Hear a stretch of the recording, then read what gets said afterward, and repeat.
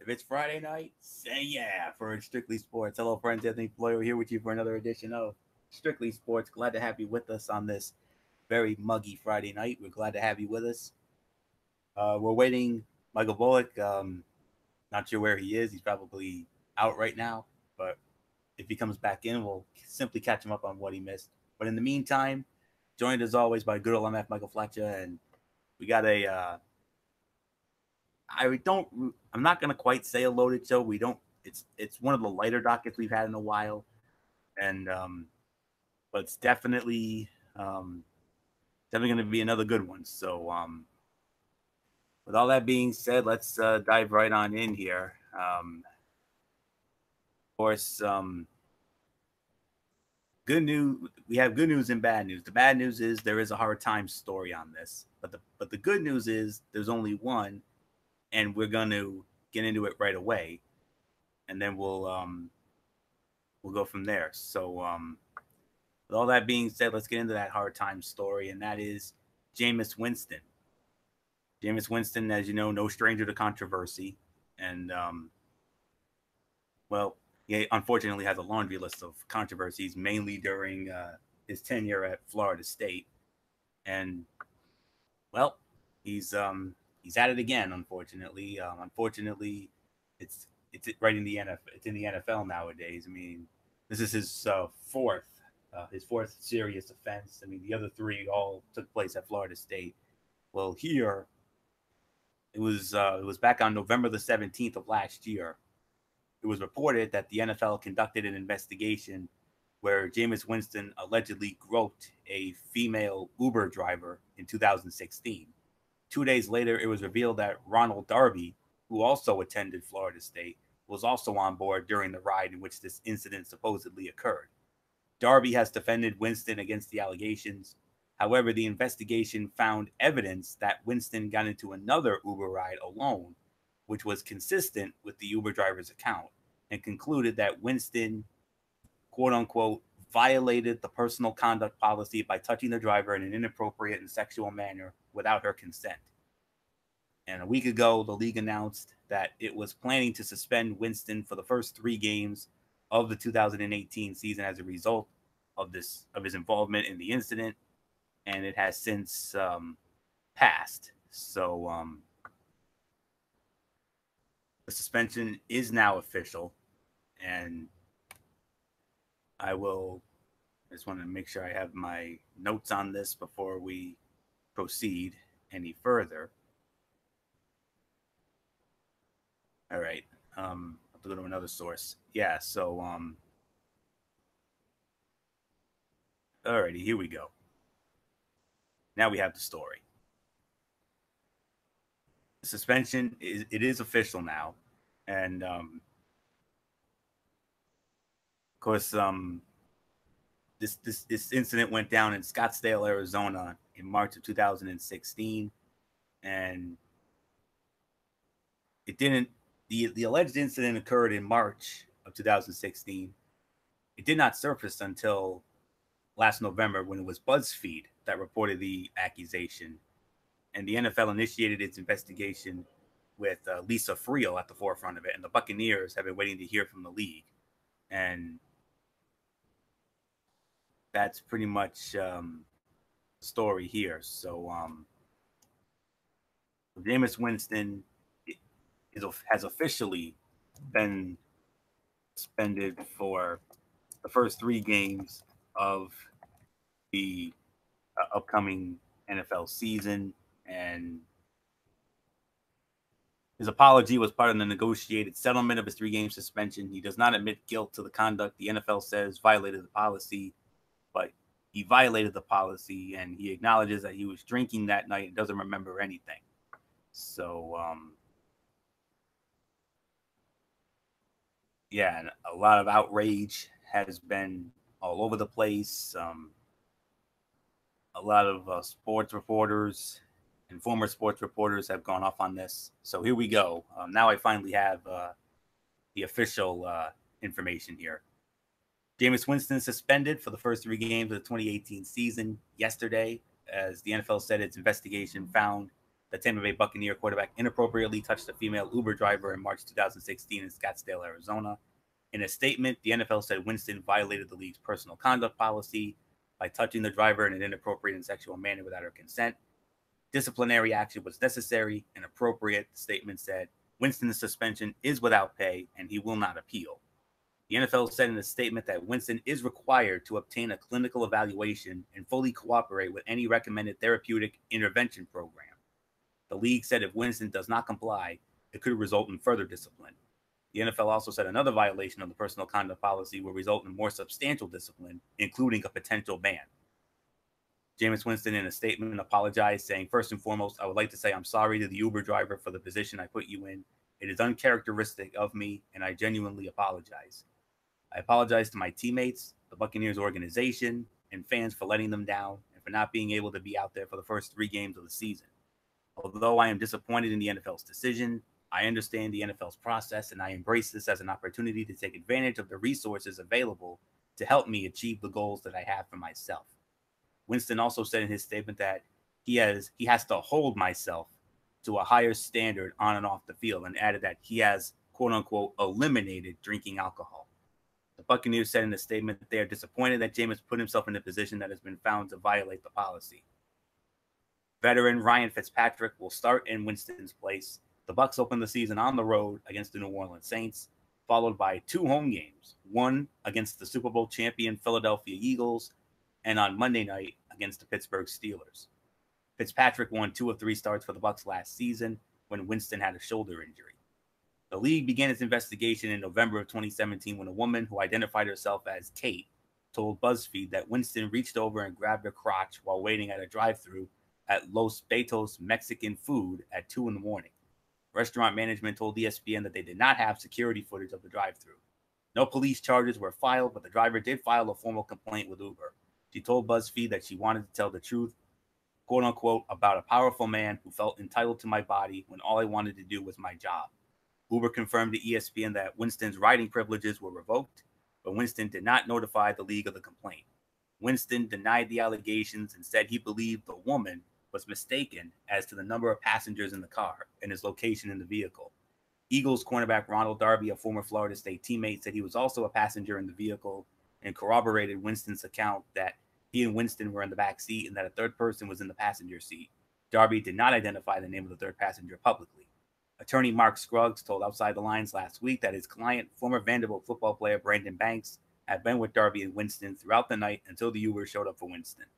Scruggs said any implication that Banks was the front seat passenger is false. The Uber driver's attorney, John Clooney, disputed Darby's account, saying that Winston was the only passenger in the vehicle. Clooney also represented Erica Kisman, who accused Winston of sexual assault at Florida State in 2012. The accusation was investigated by Tallahassee police, who were widely criticized for their handling of the case. Charges were never filed, and Winston was not suspended from the school or disciplined by the football team. Winston was disciplined in a separate incident in September 2014 for standing on a table inside the university student union, shouting a sexually explicit internet meme. The student at Florida State filed a civil suit against him, and he countersued. The suits were settled out of court in 2016, and specifics were not released. Florida State was, however, found culpable in a Title IX lawsuit filed by Kinsman for its handling of her complaint. In January 2016, the school agreed to pay her $950,000, but did not admit liability as part of the settlement. The league had been criticized for its pace in the Uber investigation, with Bucs co-chairman Joe Glazer, general manager Jason Leach, and coach Dirk Koetter all saying they were frustrated by the lack of movement. By mid-April, 5 months into the investigation, Winston still had not been interviewed by the league, but the team was cautiously optimistic he would not miss playing time. So there you go. That's the story. And quite frankly, it's disgusting. And considering all of his past episodes, in a way, I think the league should have suspended him a little more. But here's the thing. I mean, those other 3 incidents were in college. This is his first major offense in the NFL. A lot of people are very outraged by this. I remember just today, Michelle Beadle. Michelle Beadle was, she voiced her disapproval obviously, and you can't blame her for that. She just simply said, "I'm done with Jameis Winston," and I don't blame her one bit. And another outspoken personality, former ESPN personality, Britt McHenry, said that his suspension should have been longer, and he criticized the league's handling of it and said that he only gets 3 games, whereas they consider deflated football a more serious issue. Yeah, that was another gift that kept on giving. Don't even get us started on that. But I don't know all about the personal conduct policy. I'm going to leave that to MF because MF is our law and order around here. So I'm not going to touch any more of this with a 9.5-foot pole here. So, it is what it is. And Jameis Winston will be out for all 3 of those games. And, there's nothing left for me to say except Tampa Bay is going to start the season 0-3. You're not beating New Orleans in the Superdome. Forget about that. The Super Bowl champion Philadelphia Eagles, even though you're at home, I don't think so. And then the Pittsburgh Steelers, Big Ben and crew, no, absolutely not. We don't even have to wait until Football Friday to talk about that. So I'm just going to park it here. And Jameis Winston says that he's going to work on, becoming a better person and, getting help and eliminating drinking alcohol. To me, I'm just going to go with my mantra and say, I'll believe it when I see it. One of the biggest nogs and divas in recent memory. And I'm not believing anything that comes out of that nog and diva's mouth until I see some actual progress. I wouldn't be surprised if he ends up pulling another incident and we end up having to talk about that nonsense on a future show. Wouldn't surprise me in the least. So I'll believe it when I see it. That's all there is to say about that. But being the man of the Lord that I am going to pray for him. And I'm going to hope that he will get the help that he needs and that there will be no more instances like this. Because so help me. If I hear one more instance that this noggin diva commits another incident, whether it's sexual or whatever, so help me, I will go off. Just going to park it here. MF, I pray to God, I pray to the Lord that this will be the last time we have to hear Jameis Winston committing another senseless, heinous, disgusting incident. So help me, one more, and I'm going off. Yeah, well, we'll have to wait and see. Like you said, we'll believe it when we see it. I'm going to say this, though. I heard the news about it. I heard everything that went down. And, I understand the outrage, especially coming from Michelle Beadle and all the other people that does it, because normally on a personal conduct policy, you would be subject to at least a 6-game suspension automatically. That would be the ultimate punishment. 6-game suspension by the NFL for violating the personal conduct policy. That's normally the rule, the bylaw. Yet, in this instance, and this is the one thing that got a lot of people more angry, is that I'm going to talk about other guys like Josh Norman or like, or I should say Josh Gordon or Matavius Bryant. These guys have been suspended for almost a full year for drug use. And yet, Jameis Winston does inappropriate touching of a woman and only gets 3 games.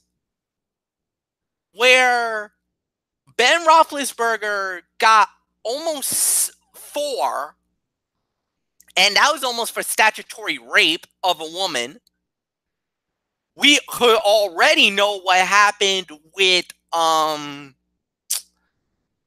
Ray Rice and that incident where at first they were saying, oh, it's only just going to be a 4-game suspension. Then they showed the video, and he was suspended for the whole year. As a matter of fact, he's never been back in the NFL since that incident. He's never been back since the NFL. The NFL has a problem, and they cannot handle any situation in a domestic incident. They do great with drugs. They do great with steroids. But when it comes to any incident with a player and a female, they kind of are walking on eggshells. And it almost is deplorable. It's almost deplorable. It's almost, it makes me want to question the integrity of the NFL. I thought you guys were better than this. But time after time after time, it seems to me that all you just care about is the bottom dollar and just what would satisfy your agenda. You botched it with the national anthem. You're botching it with this incident.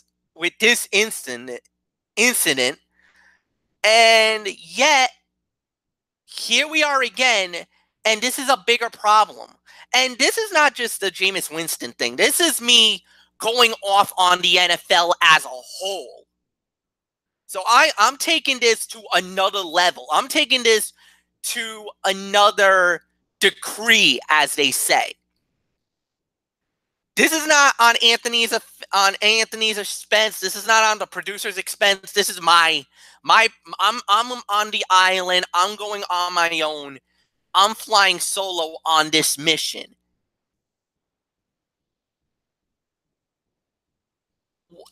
The thing that really bothered a lot of people, and it wasn't just the Jameis Winston incident, is that the way that the NFL handled this, and really going from the investigation, waiting 5 months before they reacted, where this incident happened probably, how long, but also the police report, there was none. So it was basically a he said, she said thing, yet Jameis Winston, almost in no particular claim, admitted it that, yeah, something did happen, something went down. And just today, the accuser or the accused that got, the poor victim accepted the apology on the behalf, saying that that she appreciated what Jameis did, and that that they actually was greatly appreciated for what had happened and would like to move on, which is fine. But again, it goes back to the NFL, the Players Association, and everybody who handled this. And normally, in any instances, this is a 6-game suspension automatically, pending appeal. So you actually will suspend somebody for lesser time than you do for drug use or alcohol use or something like that? Really? There's something definitely wrong. Not only with the NFL, but with the way that they handle their punishments wholeheartedly.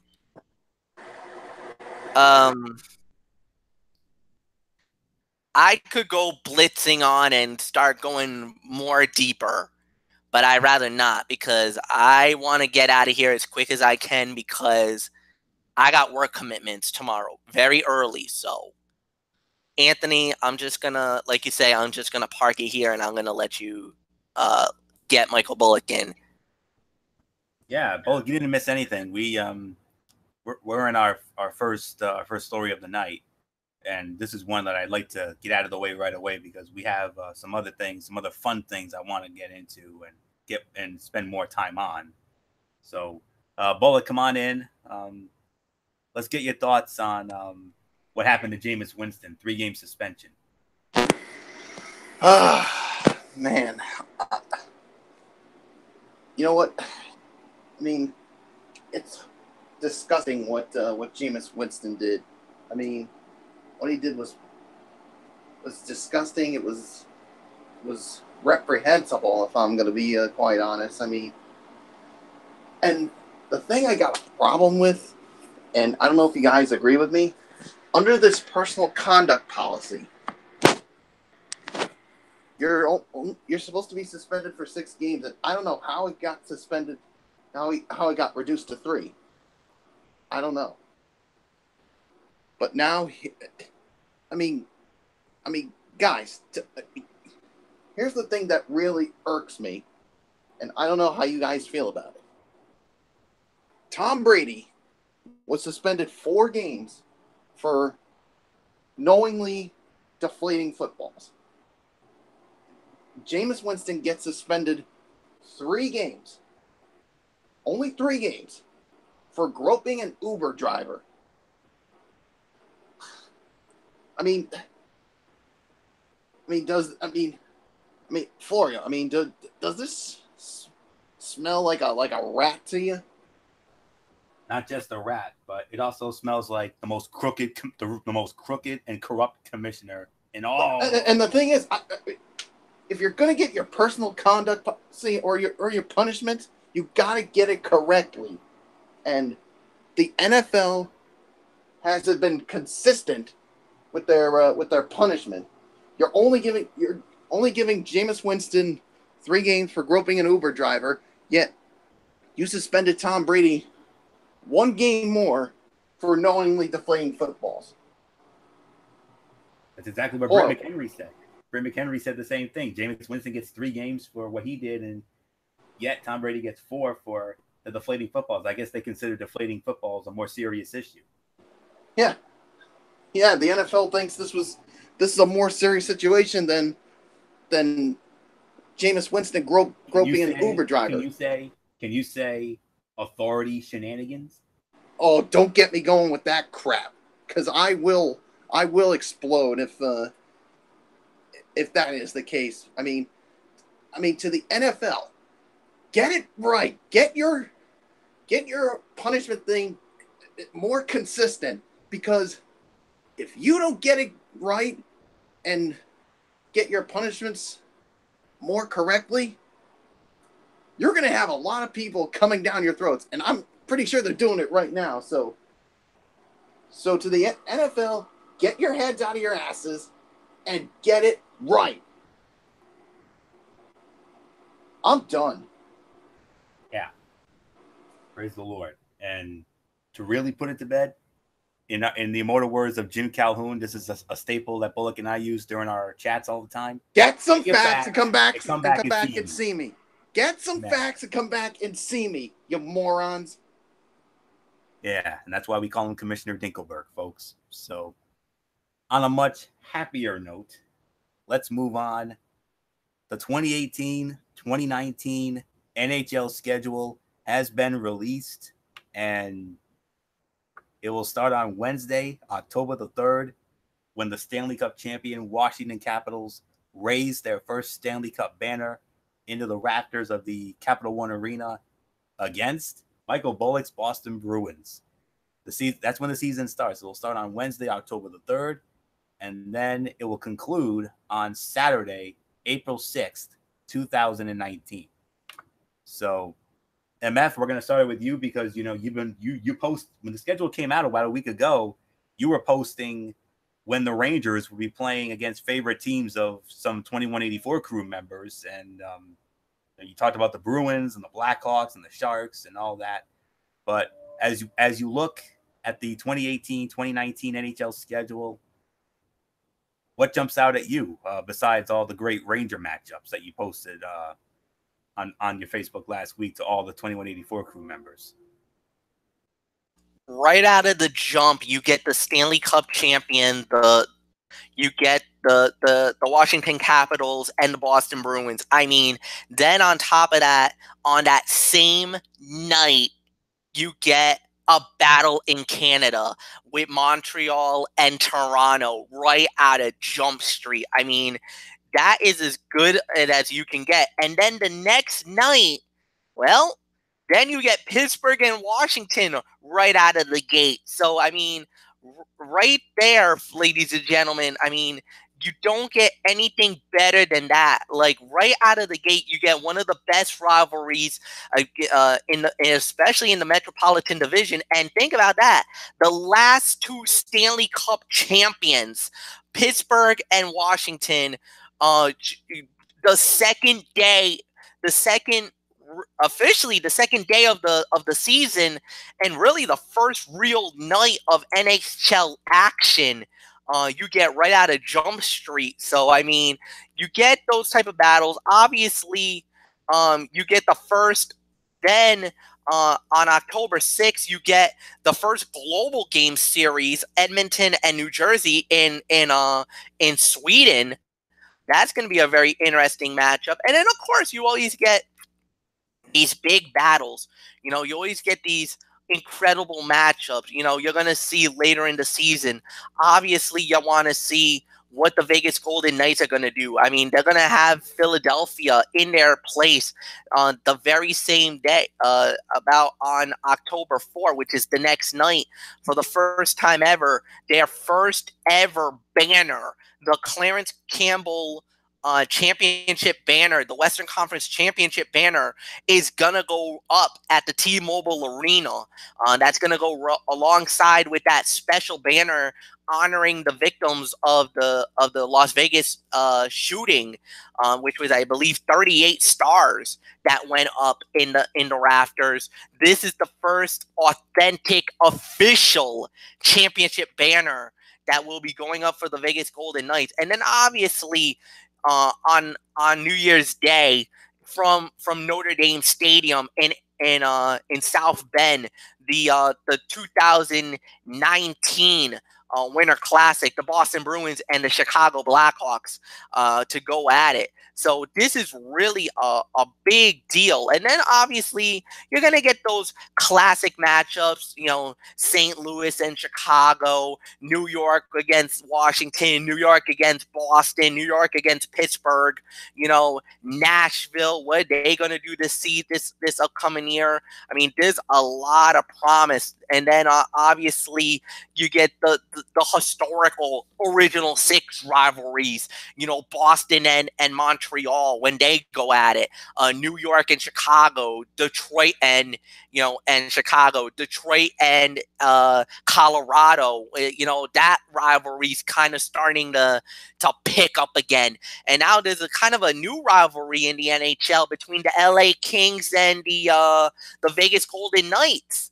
It looks like there's some genuine bad blood between these two teams. So obviously it's going to be very exciting, to say the very least. There's going to be some great matchups throughout the year. And then, of course, the second international global series matchup in Helsinki, Finland, November 1, between the Winnipeg Jets and the Florida Panthers. You know, you got that matchup as well. So it's going to be very interesting of an NHL season, but always great to see these great battles. And you know, it's just the reveal of it just gets us excited, because we know hockey is around the corner, and especially after the incredible season we had a year ago, the interest is definitely a lot more higher than it's been in the last few years. No doubt about it in my mind. Michael Bullock, I give it to you. What stands out for you, especially for your Boston Bruins? Well, I mean, like you said, they're opening up the season basically against the defending Stanley Cup champion Washington Capitals, and they'll be witnessing them raising their championship banner for the first time in their history. And Yeah, and basically, of course, the other big thing when it comes to the Bruins, obviously they're going to be playing in the 2019 Bridgestone Winter Classic against the Chicago Blackhawks at a place that's pretty familiar to you, Michael Fletcher, and to you, Anthony Florio. It's a place called Notre Dame Stadium. I can only imagine what that's going to be like on New Year's Day. Oh my goodness. Yeah, I mean that's going to be fun to watch. I mean, of course, you got that the global series that's going to be going on in the NHL. I mean, basically with the Edmonton Oilers and New Jersey Devils basically playing their season opening game in Gothenburg, Sweden. And then, of course, the Florida Panthers and the Winnipeg Jets will face each other at the Hartwell Arena in Helsinki, Finland. And the other thing that really stands out, I think it's going to be on October 10th when we're going to have the Stanley Cup Final rematch with the Washington Capitals and the Vegas Golden Knights. And then, obviously, you got the 2018 Discover NHL Thanksgiving Showdown the day after Thanksgiving with the Philadelphia Flyers and the New York Rangers. So Florio, I'm pretty sure you're going to be enjoying yourself the day after that big turkey dinner with your team, the New York Rangers, playing on the day after Thanksgiving. So, yeah, and in the Coors Light NHL Stadium Series on February 23rd, you got the Flyers and the Penguins going at it in Heinz Field. So, yeah, I mean those are just some of the things that really stand out. Of course, I can't wait to see. I mean, but the one that really stands out, of course, as we all look forward to, is that what I just mentioned, that New Year's Day with the Winter Classic. So I really have nothing more to say. So Florio, it is yours. Yes, indeed. Of course, that opening game with the Boston Bruins and the Washington Capitals. Also on that same night, the Montreal Canadiens against the Toronto Maple Leafs. The Vancouver Canucks will be hosting the Calgary Flames, and San Jose Sharks will go up against the Anaheim Ducks. Florida Panthers are going to open their season on the road against the Tampa Bay Lightning at the Amalie Arena on Saturday, October the 6th, exactly 25 years after their first ever NHL regular season game in Chicago against the Blackhawks. So, and they played to a 4-4 tie that night. So that's the story there.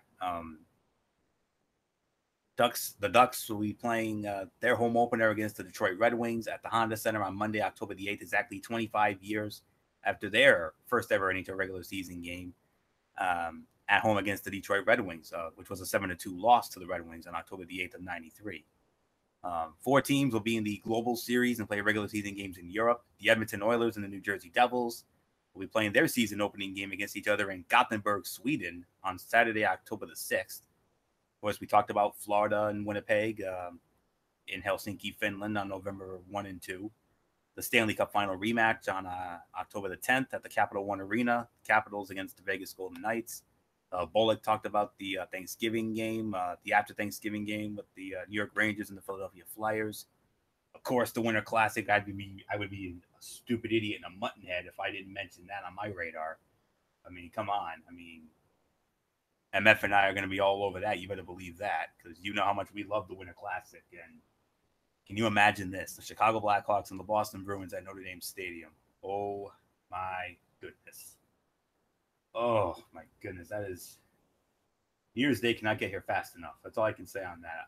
That's how amped up I am for that game. And for MF and I to continue our tradition of calling the Winter Classic. I mean, it's going to be so much fun, and I cannot wait to get into that. And it has the feel of a Stanley Cup playoff game. That's all I can say on that in the regular season. There will be a pause January 24th to the 27th. Of course, the All-Star weekend, and the All-Star festivities this year will be at the Shark Tank in San Jose. So we have that. Friday, and believe it or not, they're actually going to be moving up. They're going to move the festivities up a day. The skills competition is actually going to be on the Friday, and the All-Star game will be on the Saturday. If you can believe that. And the All-Star game, and of course, that 3-on-3 tournament format that will return this year.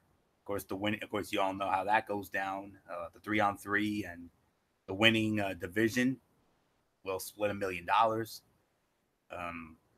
The Pacific, Central, Atlantic, and Metropolitan divisions. Saturday, February 9th will be Hockey Day in Canada. We'll feature all 7 Canadian teams in action. And Hockey Day in America will be on Sunday, February 17th, and will feature 6 games, with the first starting at 12:30 and the 6th at 9. Of course, Bullock mentioned the Coors Light NHL Stadium Series, the Pittsburgh Penguins and the Philadelphia Flyers at Lincoln Financial Field in Philadelphia. That'll be on Saturday, February 23rd. And the regular season concludes on Saturday, April 6th, when 30 of the league's 31 teams will take to the ice. So this will be right around WrestleMania time. So that's pretty much that. October 3rd, the season starts. There will be a Christmas break from the Christmas Eve to the 26th. The All-Star break, we already talked about that. And then the regular season will be ending on April the 6th, Saturday. And real quick, I'm not going to go into great detail about this, but these are, in no particular order, I have 10 must-see games. The Bruins and the Capitals on October 3rd. The Boston Bruins against the Buffalo Sabres. Rasmus Dahlin's NHL debut. I'm looking forward to that. The Global Series on October the 6th with the Edmonton Oilers against the New Jersey Devils. Taylor Hall against his former team. Of course, the Stanley Cup rematch on October 10th with Vegas and Washington. Winnipeg and Nashville on October the 11th. The first time they met since that second-round series where Winnipeg shocked the world. November 1st and 2nd, the Florida and Winnipeg games in Finland. Winter Classic obviously makes the list. January the 18th, 2019. Mark that on your calendars because that's when Barry Trotz is going to make his return to Washington after resigning as the coach of the Capitals. And he's going to lead his new team, the New York Islanders, into Washington. And considering this is a division rival, I would not be surprised if they crucify him. That's all I can say on that. Penguins and the Flyers in the Coors Light Stadium Series. That's another one on the list. Edmonton and Toronto on February 27th. Connor McDavid against Austin Matthews. And that's pretty much it. So very exciting. We cannot wait. I mean, we love this sport. And, that's all there is to say on that. And I cannot wait for us to get going with another great season of NHL coverage. And yeah, we're going to have some fun with that. You better believe it. So, alrighty. We're going to stay with the NHL now, and we're going to go into our recap of the NHL awards. The NHL awards went down about a week ago, and in no particular order, here are the rundown of the winners. Ted Lindsay Award went to Connor McDavid of the Edmonton Oilers. Victor Hedman of the Tampa Bay Lightning, winning the James Norris Trophy, the Norris Trophy for Best Defenseman. The Sedin brothers, Daniel and Henrik from the Vancouver Canucks, they split the King Clancy Trophy.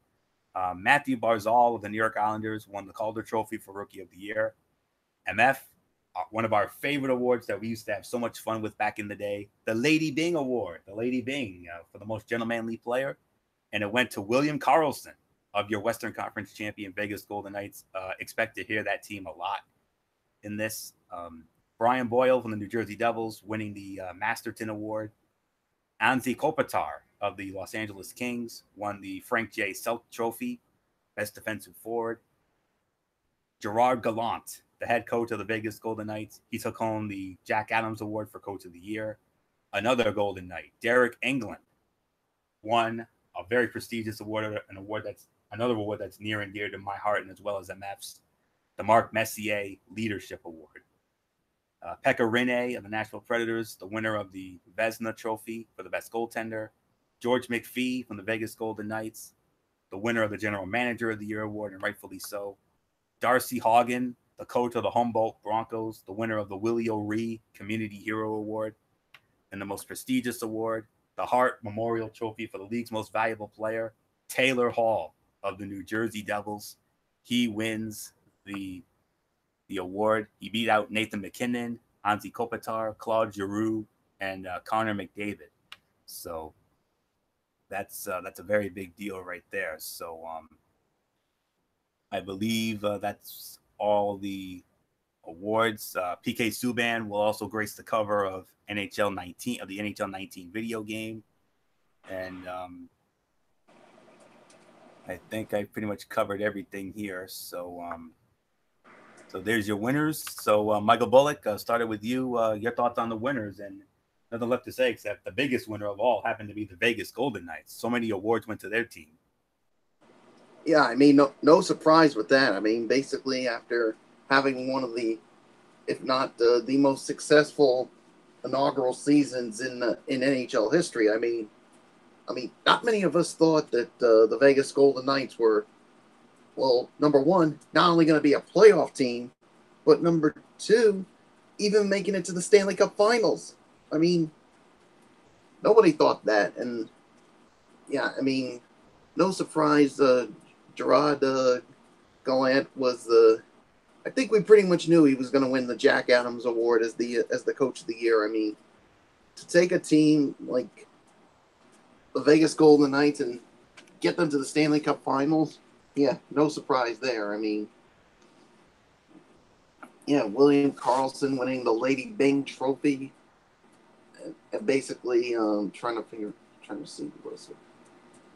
Yeah, George McPhee. I mean, no surprise there, being the general manager of the year. He was the one that put this team together, and I'm pretty sure going into the season, people were probably looking at it. It's like, this is the team you have? Yeah, good luck.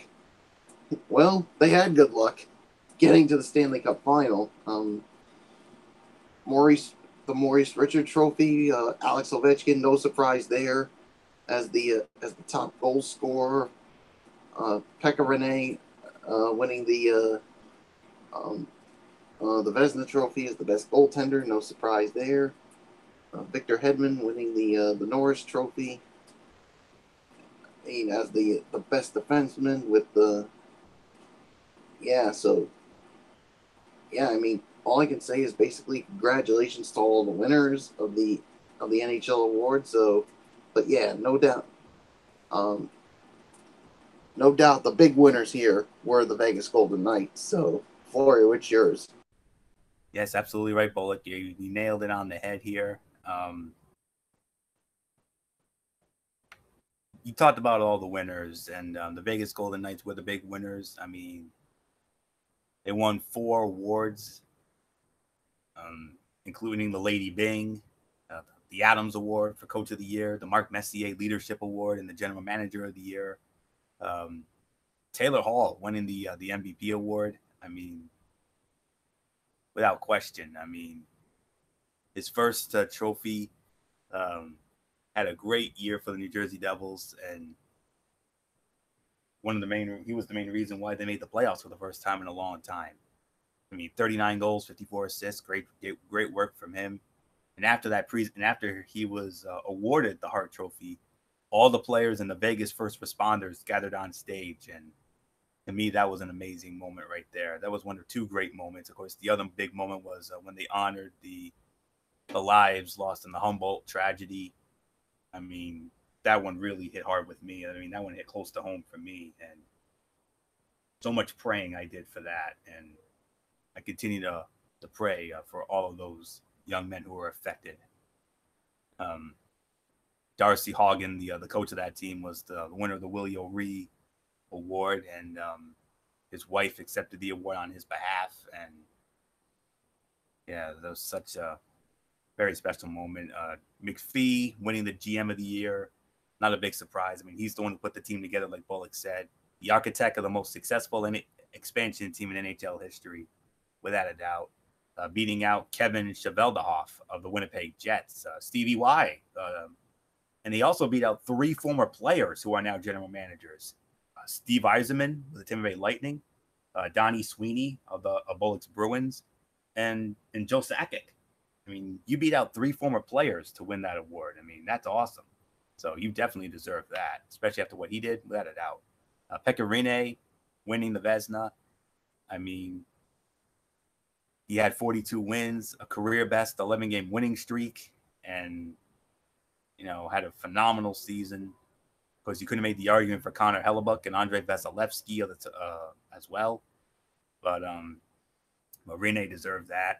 Derek England winning the Messier Award, great leadership on and off the ice, and his community.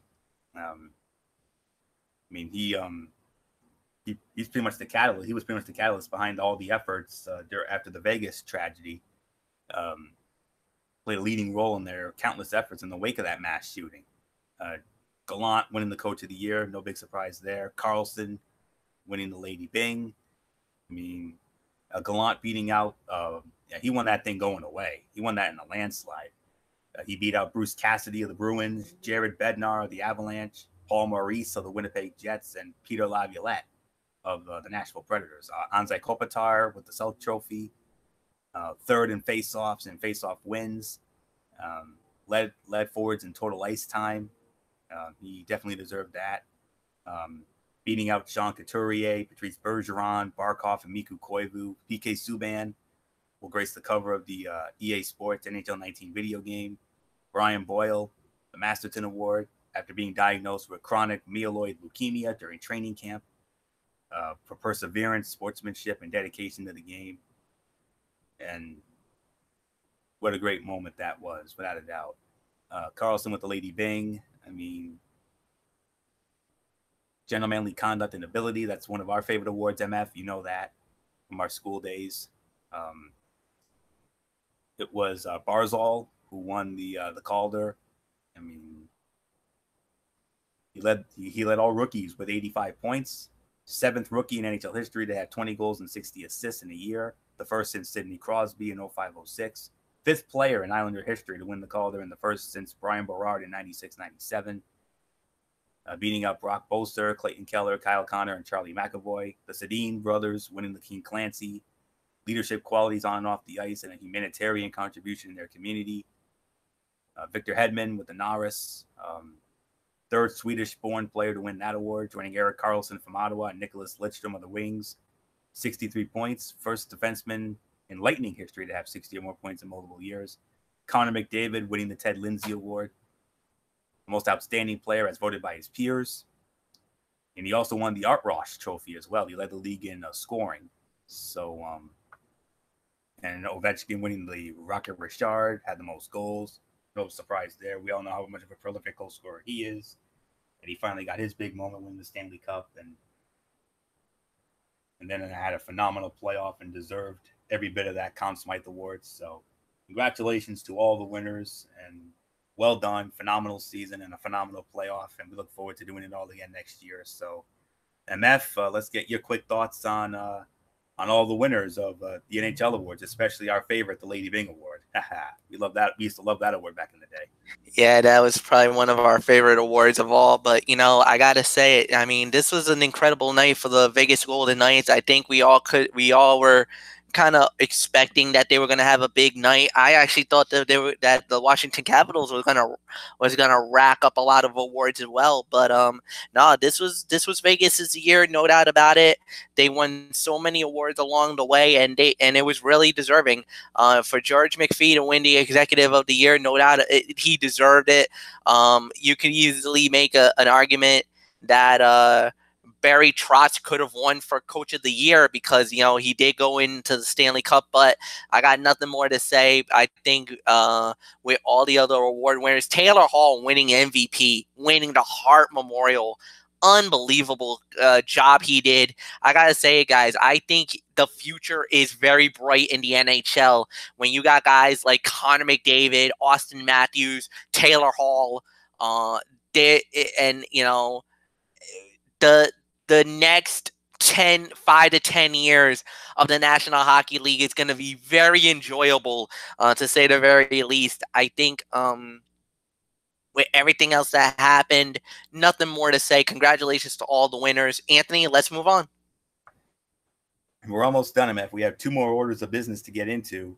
And this next one is near and dear to your heart because you're currently in the midst of it right now. The World Cup, 2026. It's coming to America. Well, not really America. It's coming to North America, United States, Canada, Mexico, and MF. I know, well, we're all delighted, but I know you being the World Cup guru that you are, you and Derek Ferreira, I know the two of you couldn't be any more delighted about 2026. Absolutely ecstatic. The last time the World Cup was in the United States was 1994. I was about 10 going on 11 years old. I remember it because that was my first ever World Cup I ever watched. It was on ESPN, and just to see the tournament have evolved to what it's become now, it's without a doubt the most spectacular, amazing piece of theater I've ever seen in my life. In 1994, there was 24 teams. Now we're dealing with 32. When the 2026 World Cup happens, we're going to have it as 48 teams in the tournament. I don't know how this is going to break down. I don't know how they're going to look like this.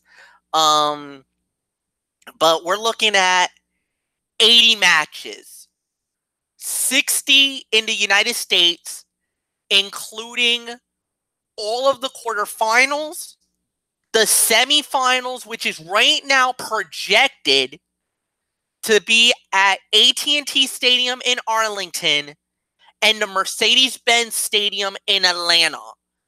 And the championship game, the final of the World Cup, is going to be in MetLife Stadium in New York. It is absolutely one of the biggest thrills I've ever heard, and it's so exciting. Because of the fact of what the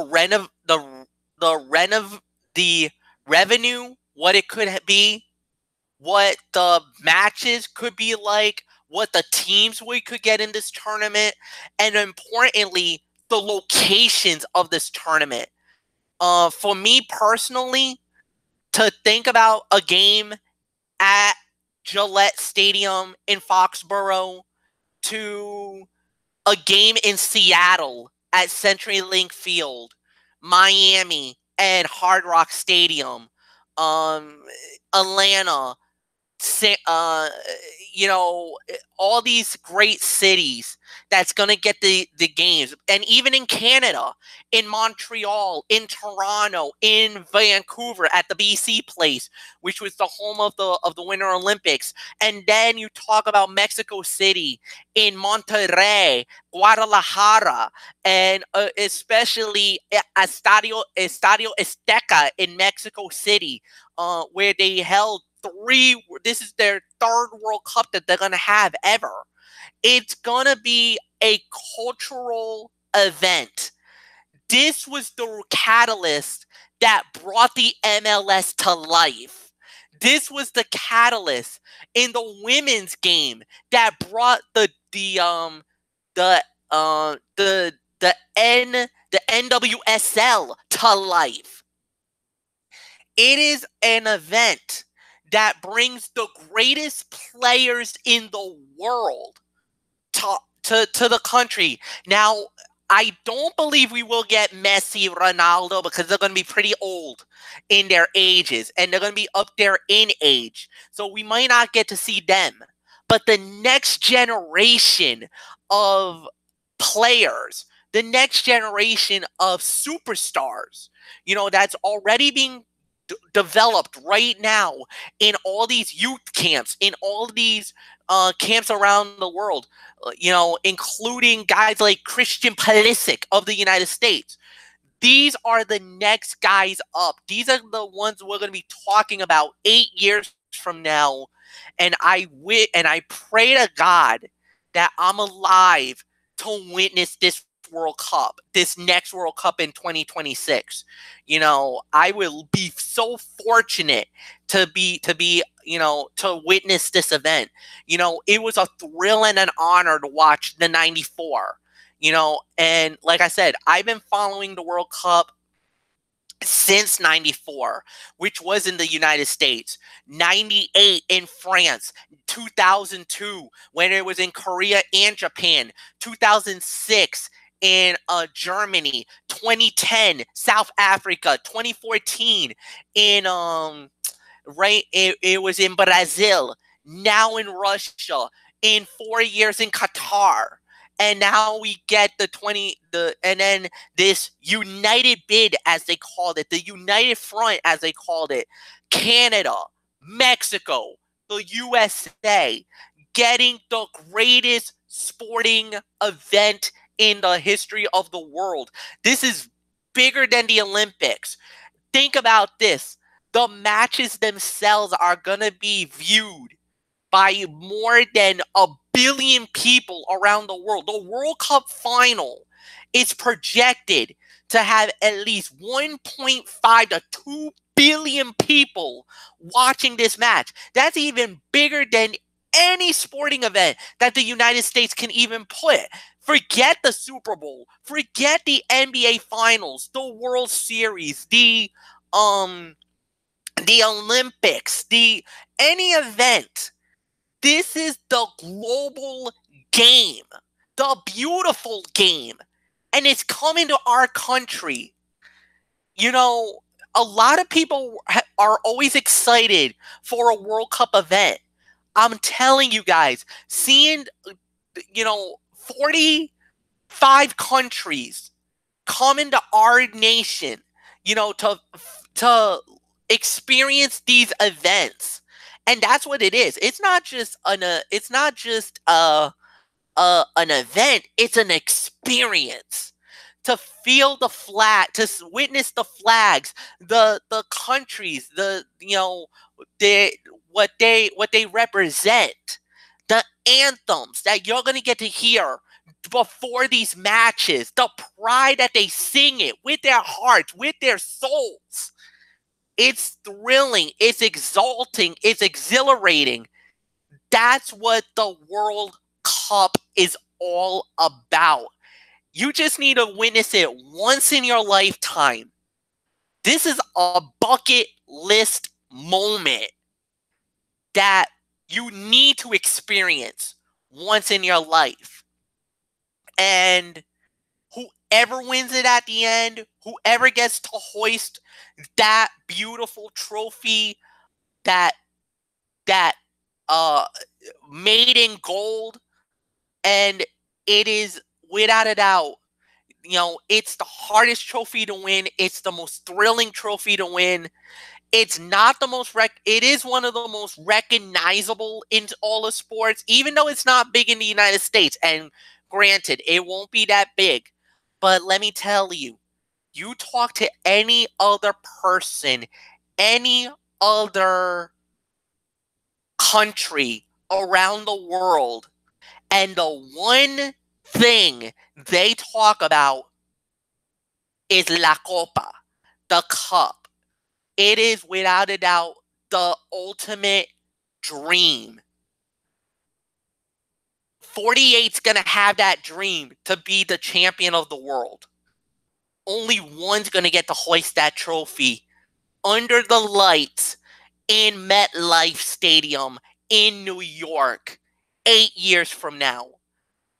And it is going to be one of the most thrilling tournaments we'll ever have. Now, what's going to be the makeup? How are we going to get there? We don't know.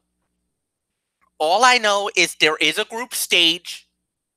And I think they said there's going to be like 17 groups of 3. I don't know how this is going to happen. But they said there's a round of 32 instead of a round of 16. So the knockout stages starts at 32 and goes all the way down to the World Cup final. So 32, 16, 8, the final 4. Then there's a third place game, and then there's a World Cup final.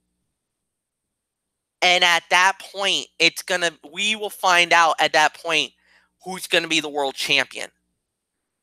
And it's going to be an incredible tournament the road is going to be strenuous.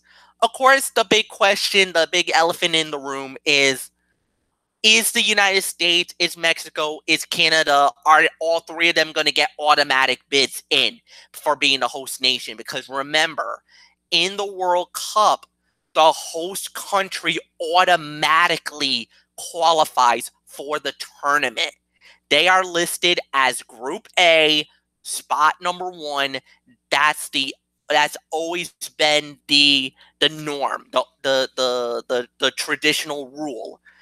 There was a rule back in the day that if you were the World Cup champion, you were automatically qualified for the next World Cup as the world champion. They abolished that rule back in 2006 after Italy won the World Cup. They abolished the rule and they were like, from now on, even the world champion themselves has to qualify to get into the tournament. Now, what are we going to see when we get there? Who's going to be that quote-unquote boogeyman team that Derek Ferreira always likes to allude to? We'll wait and see what happens there.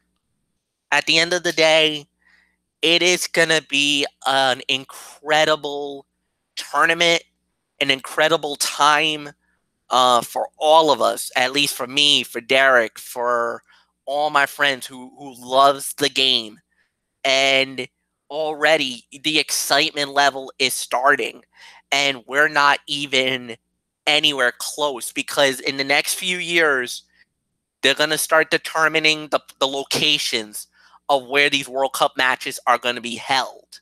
So we're going to know very soon where the group stages, where some of the group stages matches will be held, where the quarterfinal matches will be held, where the semifinals will be held. We already know where the finals is going to be. It's going to be in New York.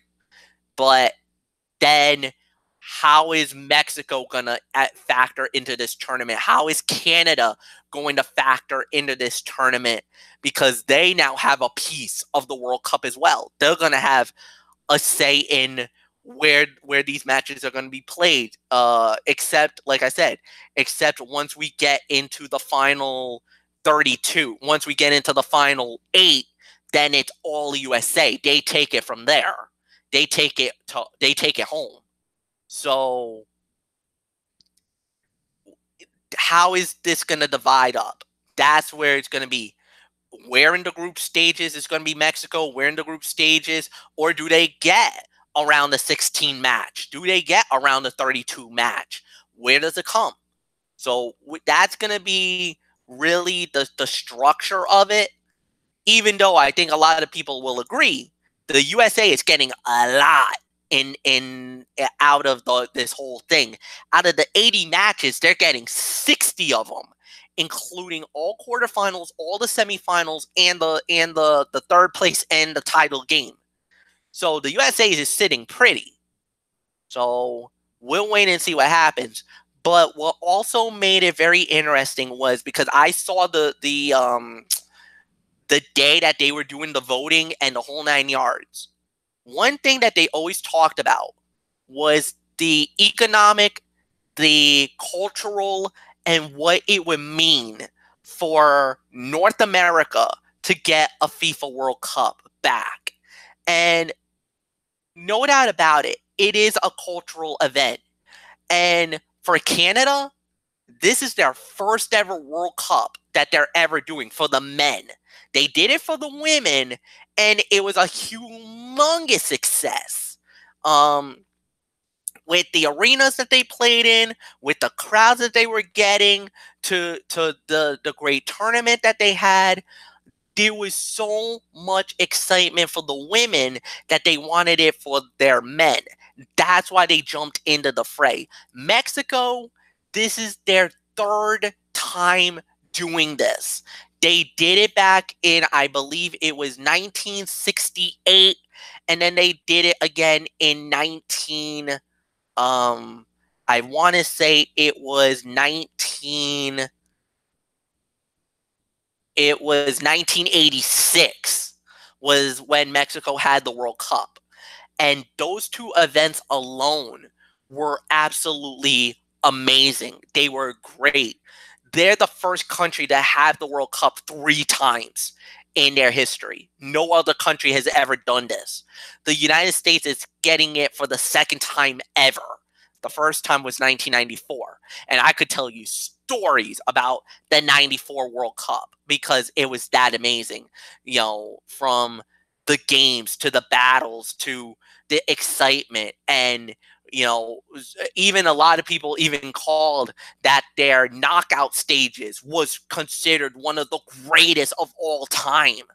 And now here we are, you know, on the eve of the knockout stages in the 2018 FIFA World Cup in Russia. And even the experts, even my friends, are calling this one of the most deepest and most talented final 16 we've ever had in a FIFA World Cup.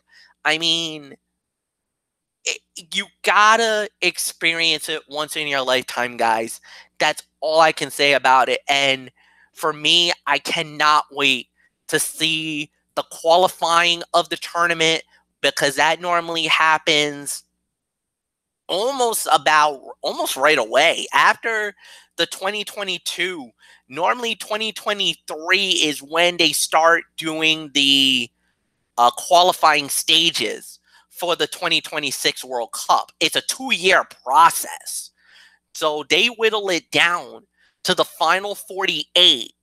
And then I think it's like in December of 2025 is when they start determining where people go, what cities they go to, what the matchups is going to be, what the groups are going to be.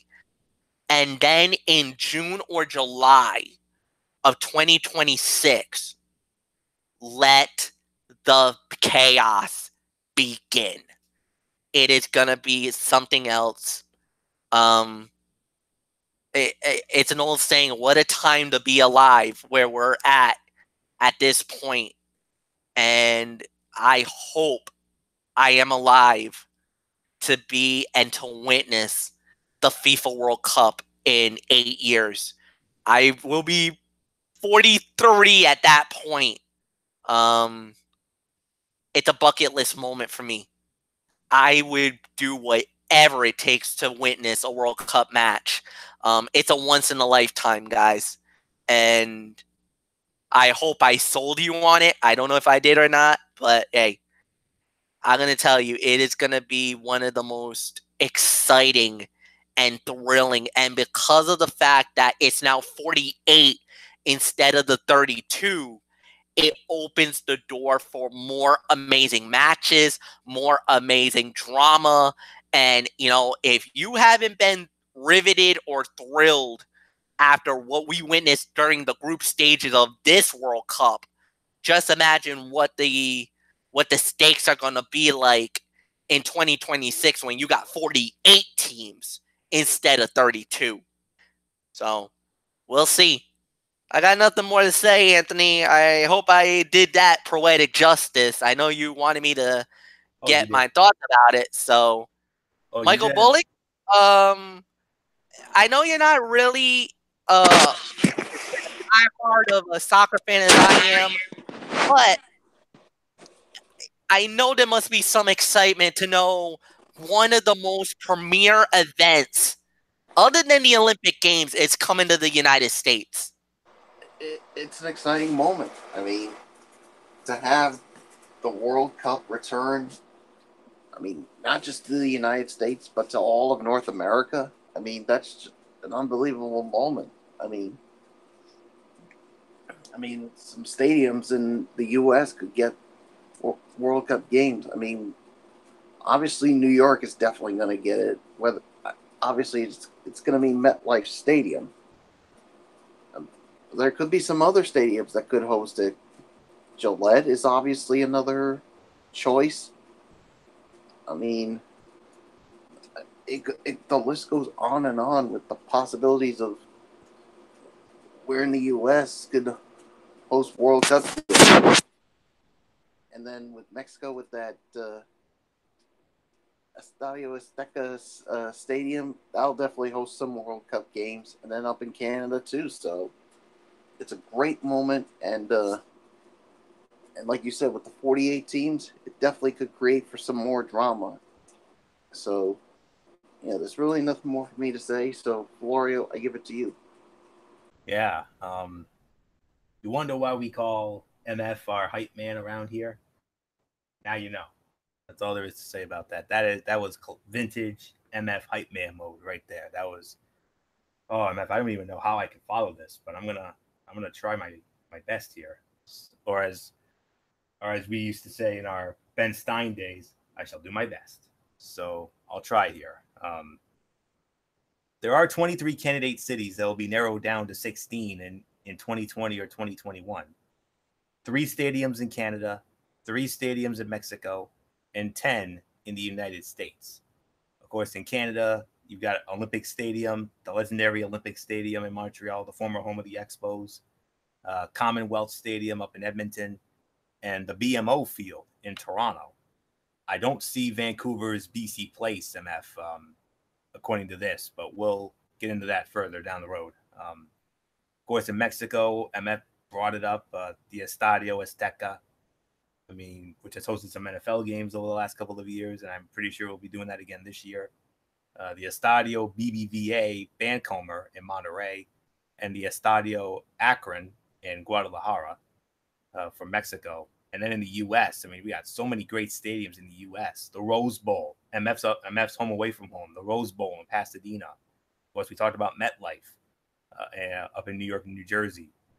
FedEx Field in D.C., AT&T Stadium in Dallas, Arlington, Arrowhead Stadium in Kansas City, Broncos Stadium in Mile High, NRG Stadium in Houston, M&T Bank Stadium, Baltimore, Mercedes-Benz Stadium in Atlanta, Lincoln Financial Field in Philadelphia, Nissan Stadium, Nashville, CenturyLink Field, Seattle, Levi's Stadium in Santa Clara, San Francisco. Of course, he talked about Gillette Stadium here in New England and Foxborough, Paul Brown Stadium in Cincinnati. AMF, how about Hard Rock Stadium in Miami?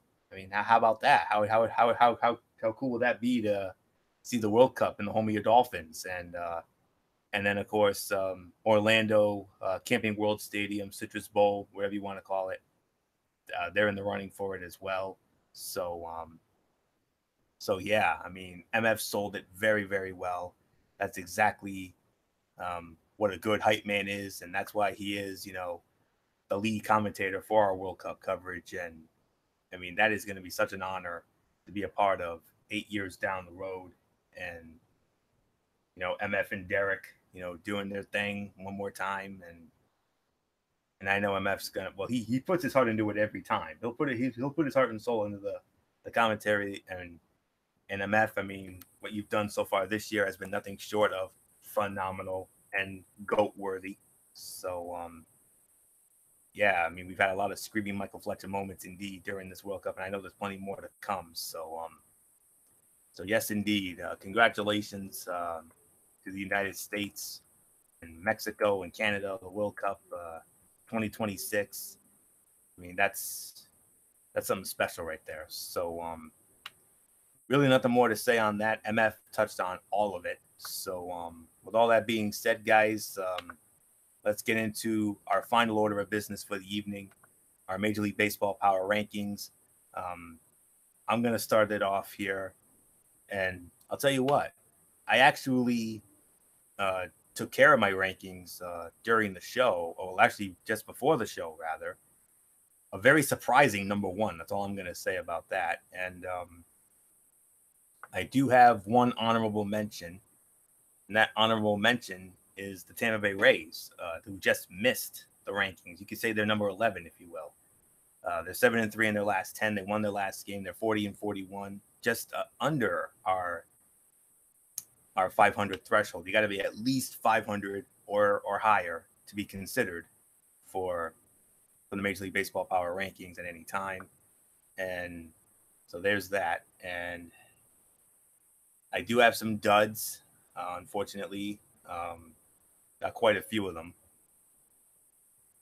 Well, actually, there's one team I should have added in there. So, but let me see. Washington Nationals. they're a dud, 4-6 in their last 10. Sorry to burst their bubble. Chicago Cubs, even though they've won 2 in a row, they're 4-6 in their last 10. That's not going to cut it. I hate to do this to you, MF, but your Atlanta Braves are not in the power rankings either. They've lost 2 in a row. They're 5-5 in the last 10.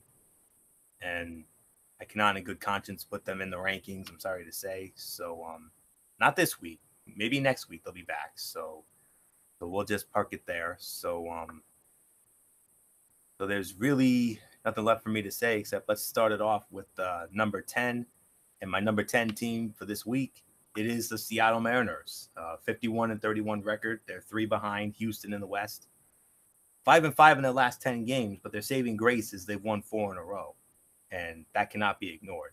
So they're 3rd in batting average. They're 9th in the whip. They're 13th in runs scored. They are 15th in the ERA. And just checking what they did since our last rankings. They split a 4-game series with Bullets Red Sox. Got swept 3 in a row by my Yankees in New York. Lost 2 out of 3 to Bullets Red Sox at Fenway, but their saving grace this week, a 4-game sweep of the Baltimore Orioles in Camden Yards in Baltimore, and they are currently leading the Kansas City Royals 3-0. They got a very soft schedule coming up, which, well, so far they've taken advantage of it. I mean, we talked about, 10 games, those 10 games against the Sox and the Yanks, 2-2 against Boston in Seattle, 0-3 against the Yanks in New York, which I believe made it 2-5, and then 1-2. So they went 3-7 in those 10 games, and you put up a record like that against top tier competition. I'm sorry to say it, but you're not ready for prime time just yet. So, but it's still early. We got a long way to go. We all know that. You got a soft schedule coming up, and you took advantage of it. You beat Baltimore 4 in a row. No, that's not a big surprise there. And now you've got the Dud Royals. Got them for a couple more. And then you got the Los Angeles Angels of Anaheim. Then it'll get tougher. You got the Angels coming in for 3 in a row. And then next weekend, you have a 3-game interleague series with the Colorado Rockies. So we'll see how that goes. ICMF has vacated us has left us for the evening. So we'll see him. Hopefully we'll get him back on Monday night for Ridiculously Raw. So I'm just going to take the power rankings all the way here. Bullock, I'm sure you're going to agree with me on everything. So yeah, so just take it.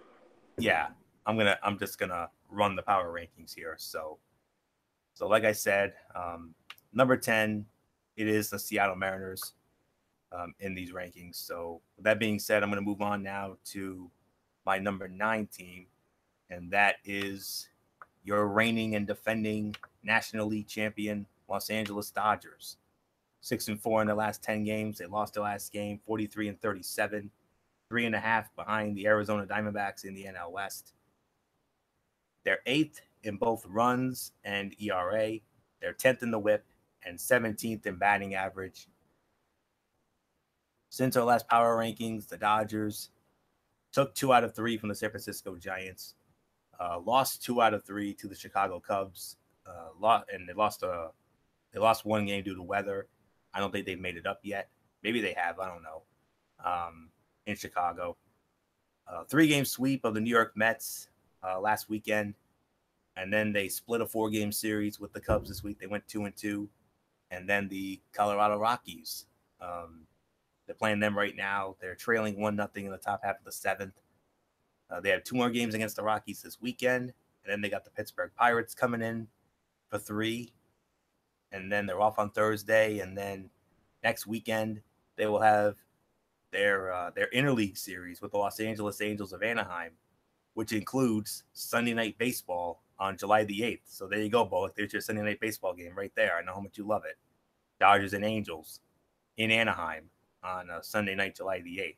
So that's where you'll see Matt Vasgersian, A-Rod, and the lovely Jessica Mendoza. So that's all we can say on that. So I think Clayton Kershaw just recently came back. So coming off of his rehab appearances. So that's all we can say on that. So the Dodgers, they come in at number 9.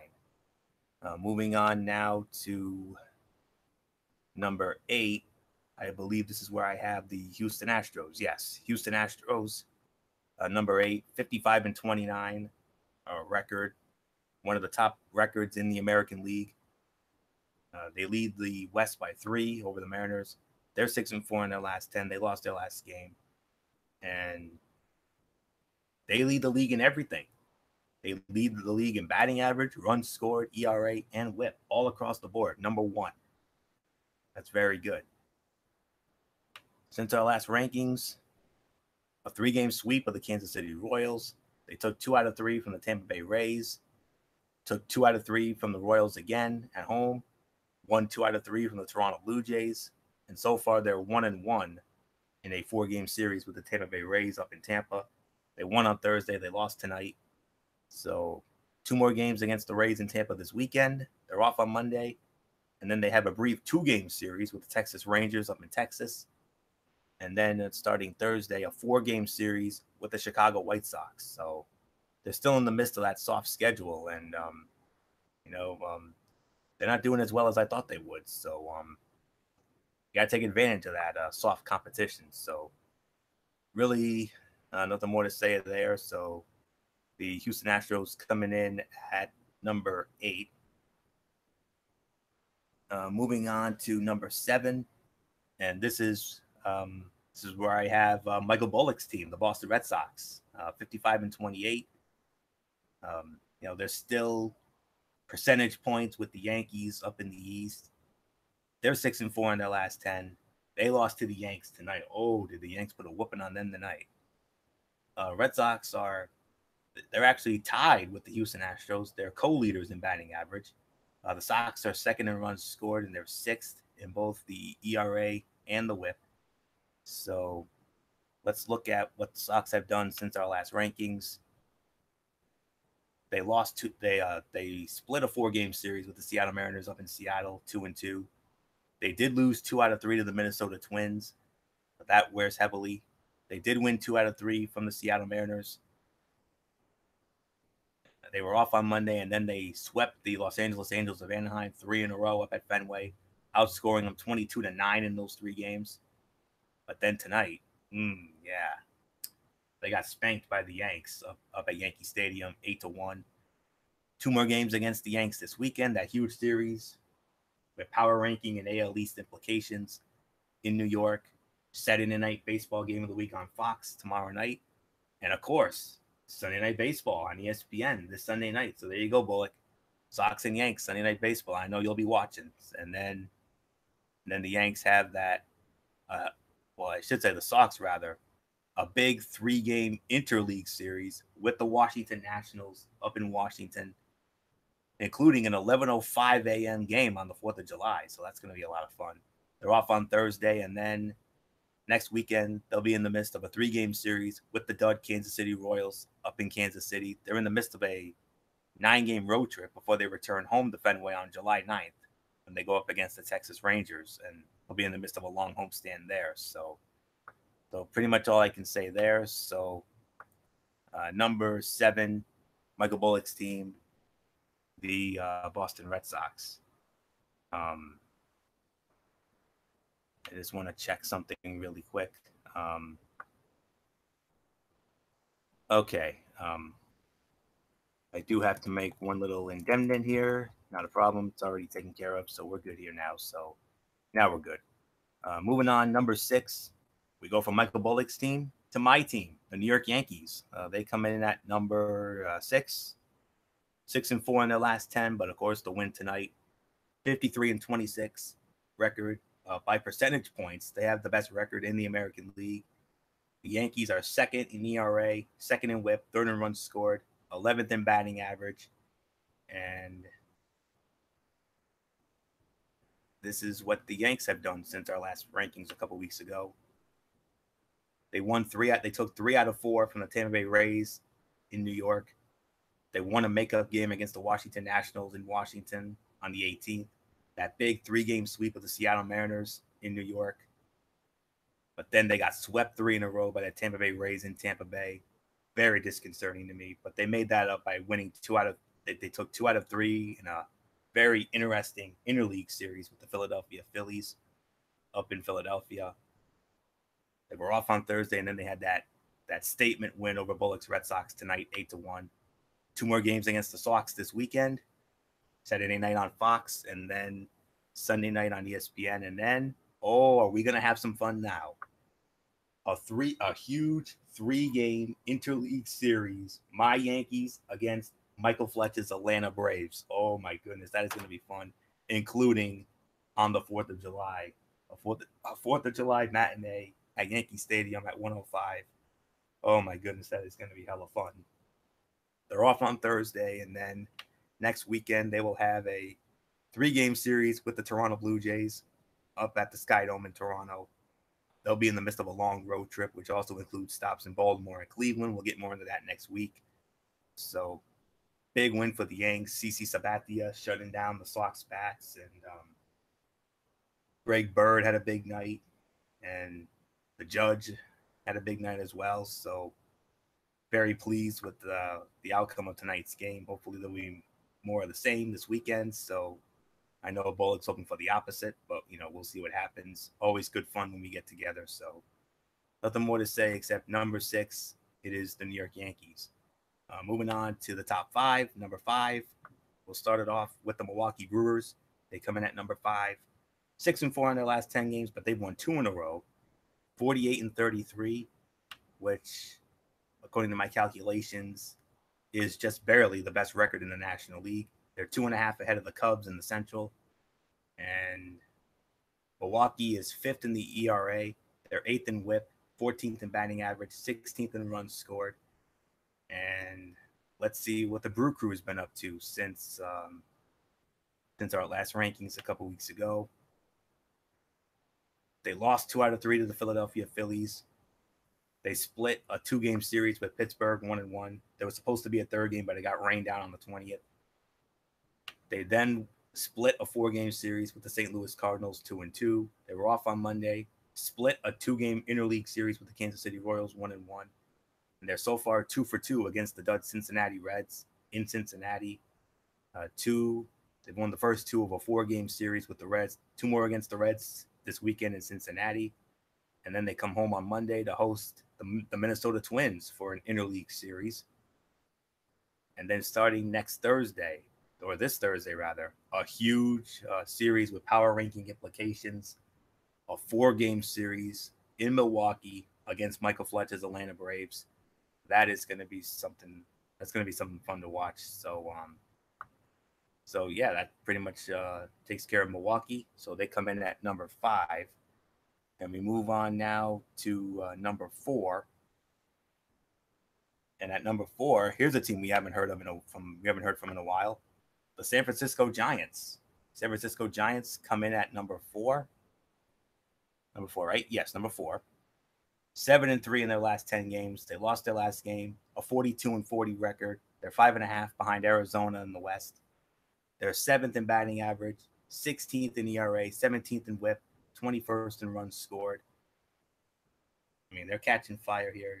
Every even year, they usually do big things, winning World Series or always putting themselves in contention.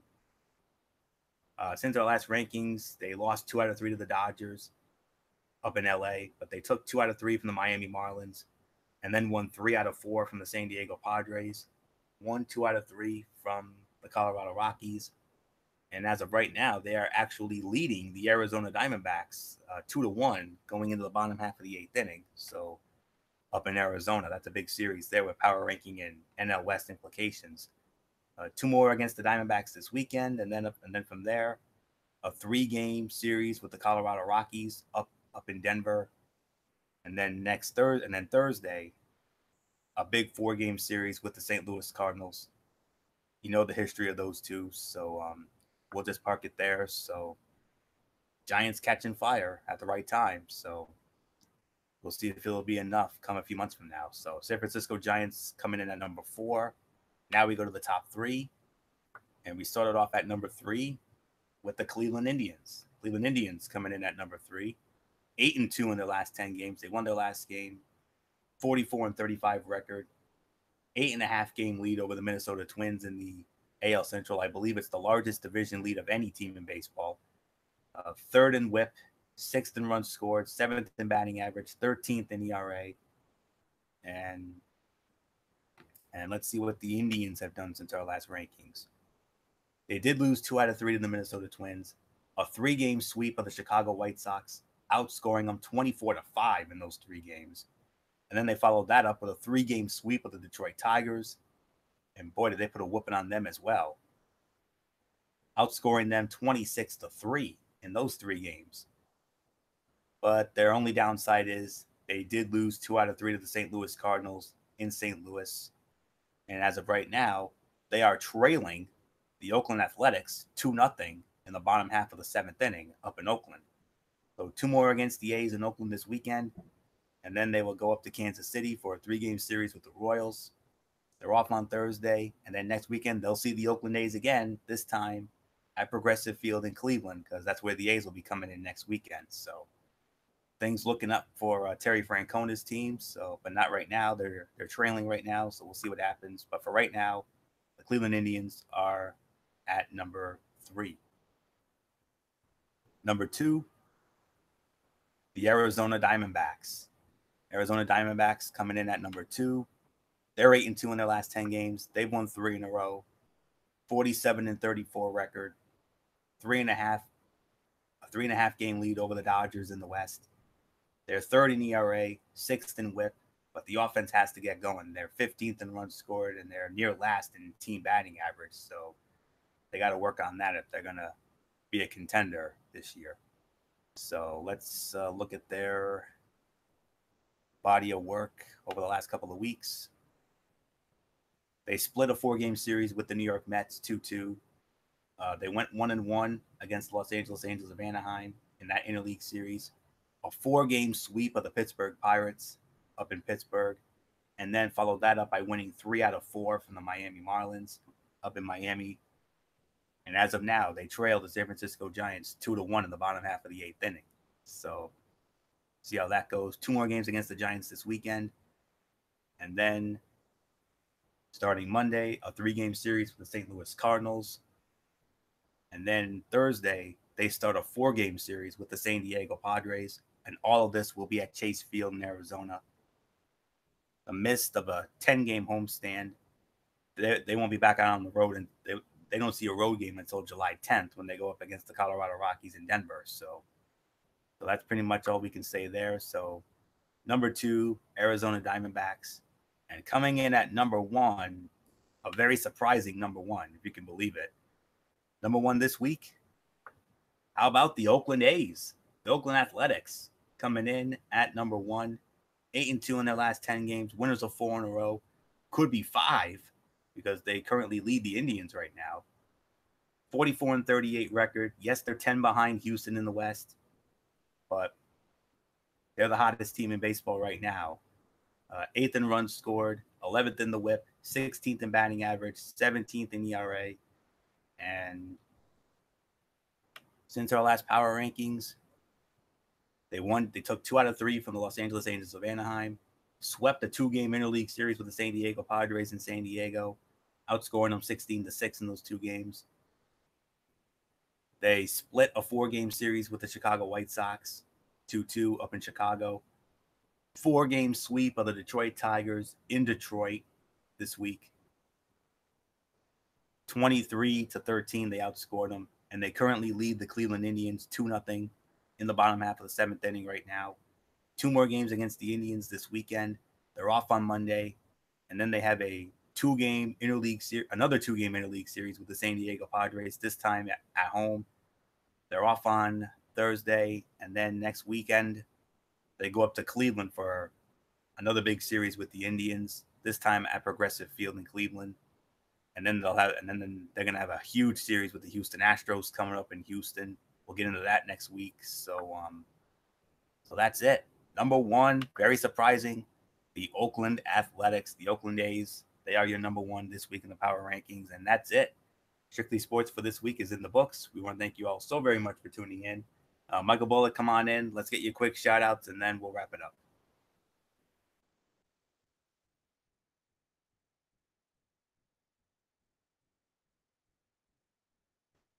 Bullock, are you there?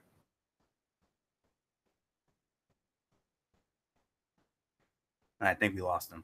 All right. I'm just gonna wrap it up here. So we want to thank you all so very much for tuning in. Special shout outs to all of our tremendous fans and viewers out there who continue to make our shows as over as they are. We appreciate it as always. You are the best fans in the world. Of course, special shout outs to all of our to Didi Woodson, Kevin Woodson and the Woodson family, Matt Ward, Jason Hixenbaugh, Daniel Luttrell from the UK, our other first ladies, Kaiser Butler, Megan Silva, and Lindsay Calloway, and our crew members, Tommy Souza, Eric Carrier, Jimmy Alden, Alvarez, and Rob Parsons, and of course, Derek Ferreira himself, who puts it all together every week. All of our personalities from 6, 10, and 12. All of our friends from ESPN, FS1, MLB Network, NHL Network, NFL Network, NBA TV. Chantel McKay from the Golf Channel. Lindsay McCormick. Stata Sorrell, my heart breaks for her because her Arkansas Razorbacks came up just short in the College World Series. They had it won, but then they choked it away. I feel so bad for her. But, you know, it is what it is. Congratulations to Oregon State, by the way, for winning that. And then from there, my friends from the Road Show, Will Gilbert, Brendan Kirby, Michaela Johnson, and the former co-host Megan Mooney, Mary Larson. Last but not least, my wonderful friends and church family over at Oasis of Grace Ministries on 464 Silver Spring Street in Providence. If you need a church home, check them out. Exit 25 off Route 95. Sunday morning at 9, Bible study. A little after 10, Sunday morning service. There will not be a Bible study on Wednesday night due to the 4th of July holiday, but traditionally Wednesday nights at 7 Bible study, other things going on. So that's it for that. We'll next see you on Monday night for Ridiculously Raw. We'll sort out, we'll review Monday Night Raw as always. And of course, my Tony's take on 205 Live and Impact Wrestling. And then Tuesday night, we got the Cerebral Smack Talk with MF over on Brace Fan 95. We'll run down SmackDown Live and the Mikey's Mindset, which will include, I'm sure, a review of the latest Lucha Underground. And then next Friday night, of course, Strictly Sports. We don't have the docket yet. Of course, Derek, I'm sure, will have the docket just before we go on the air with Ridiculously Raw on Monday night. So, yeah, so that's it. So until Monday night for Ridiculously Raw, it's Anthony Florio here for Michael Bullock and in spirit, good old MF Michael Fletcher, Didi Woodson, and Derek Ferreira. You know the routine, everybody. Thumbs up. Talk to you later. Yeah. Throw the Fortune 4 style. Bye for now, my friends. God bless. Be good to each other. Have a blessed weekend. Until Monday night for Ridiculously Raw, you've been watching Strictly Sports right here on the Tone 25 on YouTube.com. Everybody's been a part of this one. For now, Anthony Florio. So long. Bye, everybody. Bye.